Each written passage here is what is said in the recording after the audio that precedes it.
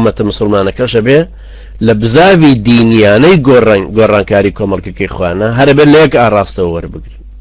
ئەمە مانای وانەیە کە فرەدیدی و خوێندنەوەی جودای دەق کە ئەوروپا پێڵە پلۆرالیزم لە ئیسلامە جێی نەبێتەوە نا بوونی زیاتر لە دەیان مەدرسەی فکری و مەزهبی و مەسلەکی پەروەردە و دیدی سیاسی لە هەموو قۆناغەکانی مێژووی ئیسلامە ئەوە ئەسەلمێنن کە فرەدیدی شتێکی سروشتی و ئیسلام ڕێی پێدا و چکە لەگەڵ سروشتی ئەو مرۆڤایەتیە هاتووە گونجێ. بەڵام ئەوەی لێرە مەبەستە ئەوەیە کە هەمویان لە یەک ئاڕاستە وەربگرن کە ئاڕاستی قورئانە.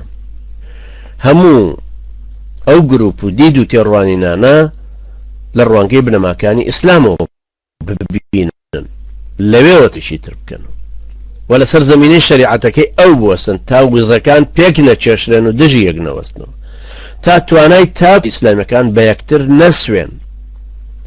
بۆ نمونە کە تەتار ساڵی 656 هیجری دەستیان گر بەسەر بەغدا و دارالخلافەتیان گرت و کۆنتڕۆڵیان کرد و ئەی پەڕینەوە بۆ میسر. ئەوی لە جەنگی عینجالوتە بەرەنگاریان وەستایەوە پێکهاتەی هەموو ئومەتەکە بوو بە هەموو دید و تێڕوانینە فکری و سیاسی و مەزهبی و مەسلەکیەکانەوە. ئەوانەی مەملوک بوون وەکو قوتەز بوون بە پێشەنگی ڕوبەڕووبوونەوەکە سەرکردەی بوونە فەرماندەی هێرشەکە. ئەوی قوتابی عەزەدینی کوڕی عەبدولسەلامی شافعی بوو با بڵێن وەکو ئیخوانیەکی ئەمڕۆ، یا ئەوەی کە قوتابیەکی ئیبن تەیمیە بوو با بڵێن وەکو سەلەفیەکی ئەمڕۆ، یا ئەوەی لە تەکیەی سۆفیگەریە پەروەردە بوو هەر لەوێدا بوو، ئەمانە هەمویان ڕوبەڕووبوونەوەی تەتاریان بە خاڵی هاوبەش زانی.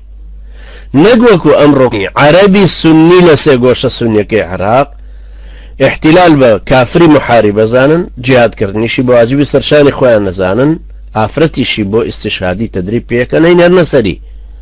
لە هەمان کاتا تاریق الهاشمیەک ڕئیسی ئیخوان المسلمین قبول کا ببێ بە ڕئیسی ئەرکانی جێش لە لای پۆڵ برێمەر کە یەکەم حاکمی مەدەنی بوو کە ئیدارەی جۆرج بۆش تەعینی کردن. ئاخر ئەمە مفارقەیەکی زۆر گەورەیە.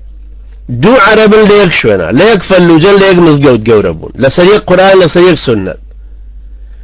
چۆن معقولە ئەمیان چەکی هەڵگرتۆ بە کافری بەیان دژمنەکەی بە کافری محاری بەزانێ و واجبەکە لەسەر شانی خۆی کە ئەبێ هەم خۆی هەم ژنی هەرچی متەمەکینە بتوانێ مقاومەی بکە، بەڵام لە هەمان کاتە ئەوی تروانیە. ئەوی تر بۆ ئەو بۆ بە دەستگایەکی ڕاپەڕاندنی پرۆژەکانی احتیلال. ئەمە مفارقەیەکی زۆر گەورەیە.